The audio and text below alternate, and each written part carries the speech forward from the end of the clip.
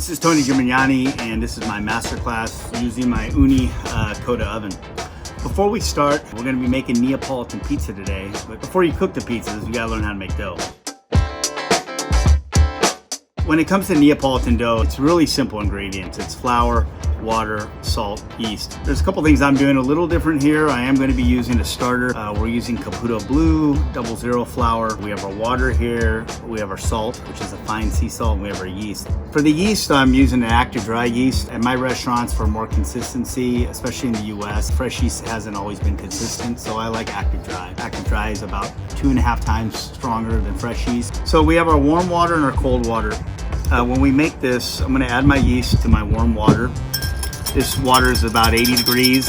As I'm mixing that up, I'll see if it starts to foam up just a little. Set that aside. I'm using a KitchenAid, a really standard mixer. I'm going to add my flour. So if I were to add sugar to this batch, let's say I was making a different type of batch, I wanted to add malt, a browning agent, I would blend in that sugar or malt, low diacetic malt, into my flour. Using an Ooni, you definitely don't need a browning agent. This oven runs hot. Traditionally, Neapolitan pizza doesn't have a browning agent because it's cooked at 900 degrees. I'm gonna add my yeast mixture, rinse out my bowl, just to make sure there's not any extra yeast in.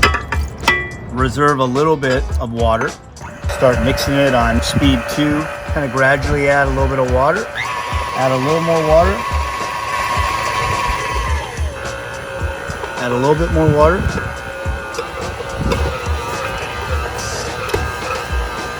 Now I have 2 more ingredients. I want there to not be very much flour in this bowl. If I look at it, it's a bit dry, but the flour has been incorporated in. I'm gonna add this wet starter. So typically Neapolitan pizza doesn't add starter. This is a tiga. It's basically between a biga and a poulish. And what's a starter? Starter is fermented dough. It could be made with yeast, flour, water. It could be made with natural leavening agent, like crushing raisins, grapes in a cheesecloth and letting it naturally ferment rather than using yeast. You don't have to add anything at all and just let the microorganisms attack it and let it turn sour. So when I smell this, it's sour, it's acidic from the water. So a biga is a less hydrated starter. A poulish is a really hydrated starter, meaning a pound of water, a pound of flour, or a biga would be a pound of flour to a half a pound to a little bit over of water. When it comes to a tiga, something that I did in the Pizza Bible, I did about 70% hydrated starter. So it's right almost in the middle, in between. So I put that in.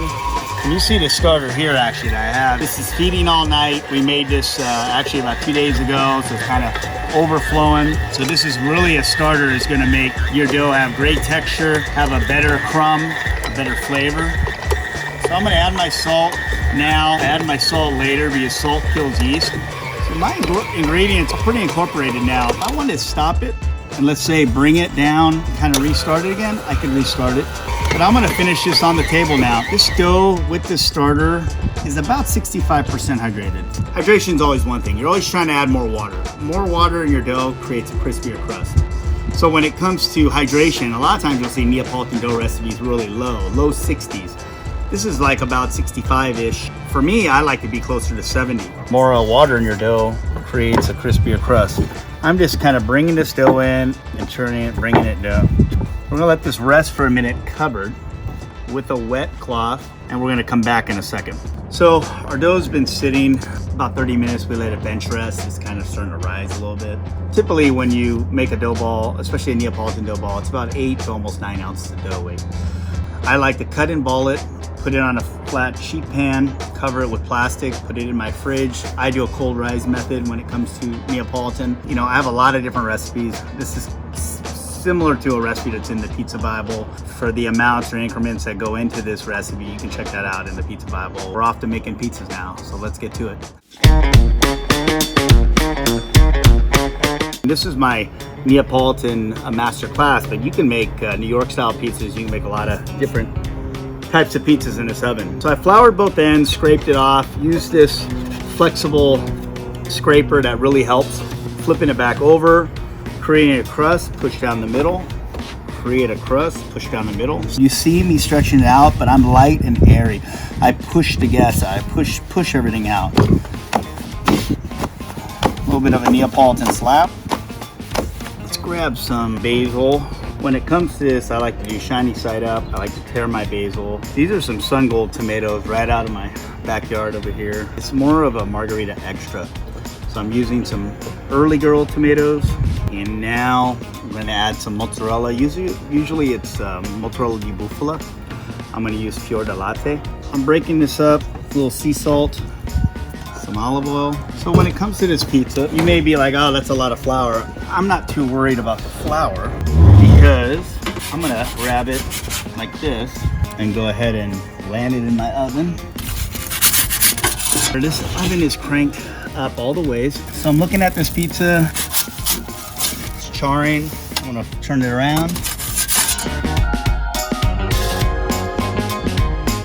I can see my cheese starting to slightly brown and melt. Like I said, this oven's hot. Almost done. One more little turn. It'll be done, in about 2 seconds. It looks great. That was a blend of Tipo 1 and a blend of Caputo Blue. This is a 2-day rise, up to room temperature. So this came out nice. The next pizza I'm gonna make is 100% Caputo Blue.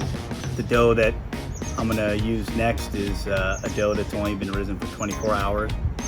So digestibility is one thing we always talk about. So when it comes to digestibility, your yeast feeds on simple sugar. The longer you let your yeast feed, the more digestible your dough typically is.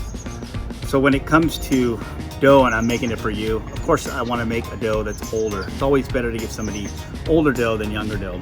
It's just more digestible, less simple sugar. And remember, in a bag of flour, typically it's at least about 1 to 2% simple sugar already present. It's not like we're adding all this sugar to this dough recipe, which we're not. And I'm gonna make one more pizza for you, okay? So now I'm gonna make a marinara pizza. There typically isn't any basil on it. It's 100% San Marzano tomatoes. It's extra sauce on this pizza. 100% San Marzanos are de-seeded. Add a little sea salt over the top, olive oil. Now you can either add roasted garlic or pieces of garlic. I'm gonna add some pieces of garlic. These are thinly sliced. This is the essence of garlic. It's not a pizza that's full of chopped garlic. It's important to understand that. There's a little bit of oregano that I like to put on at the end because dry oregano tends to burn. So it looks like a lot of flour here, but when I grab it, stretch it out a little bit, give it a couple tugs, land it. And this dough is a 100% Caputo Blue, 24-hour rise, brought up to room temperature. Now I'm gonna try and grab this pizza, go under it, put it back in its spot, grab it again, put it back in its spot, turn it one more time, go back in its spot. Now, take that pizza out, a little bit of oregano. For me, I like to finish it with even some more olive oil. When it comes to working at Ooni, it's so easy, it's so fun. I love it, my son loves it, my wife loves it. These pizzas came out great. First time I cooked in it, it came out great. You can cook different styles of pizza in it, like I said before. Thanks for joining me, and then hopefully you learned a little bit and enjoy cooking in your Ooni.